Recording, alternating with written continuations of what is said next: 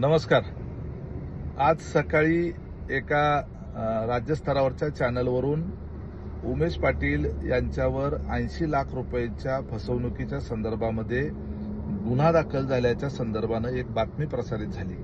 ती बातमी पाहिल्यानंतर मला देखील आश्चर्य वाटलं, कारण माझ्यावर अशा पद्धतीचा कुठलाही गुन्हा दाखल नाही किंवा मी अशा पद्धतीची कुणाची फसवणूक केलेली नाही.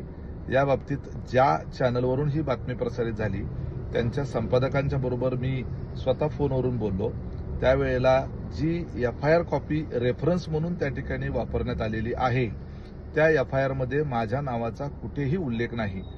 त्यावेळेला त्या संबंधित चॅनल यांनी झालेली चूक सुद्धा मान्य केली आणि याच्या संदर्भामध्ये ते यथावकाश खुलासा देखील करतो असं त्यांनी सांगितलेलं आहे. कदाचित पूर्वी एकदा जळगावचे खासदार उन्मेष पाटील यांच्या संदर्भानं एक बातमी आली होती आणि त्यावेळेला माझा फोटो आणि माझे फुटेज त्या बातमीमध्ये वापरले गेले होते. कदाचित झालेलं असण्याची शक्यता आहे. आणखी एका नेत्याच्या संदर्भामध्ये नाव साधर्म्यामुळं अशा काही वेळेला बातमी एकाची आणि फुटेज एकाचं असं दाखवलं गेलेलं आहे. या बातमीच्या बाबतीतही असंच काहीतरी झालं असावं. मी ती FIRची कॉपी स्वतः पाहिलेली आहे.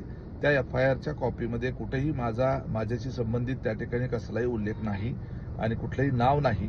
आणि मला जर गुन्हा दाखल झाला असता तर मला पोलिसांनी विचारलं असतं. कदाचित मला त्या संदर्भामध्ये पोलीस स्टेशनला बोलवलं गेलं असतं. असा कुठलाही प्रकार माझ्या बाबतीमध्ये झालेला नाही.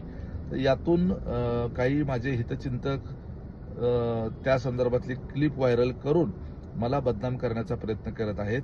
तर तो केविलवाना प्रयत्न जो आहे तो नंतर लक्षात येणार आहे. या बाबतीत मी कुणाचीही फसवणूक केलेली नाही आणि माझ्यावर कुठलाही गुन्हा दाखल झालेला नाही. याची नोंद सर्वांनीच घ्यावी.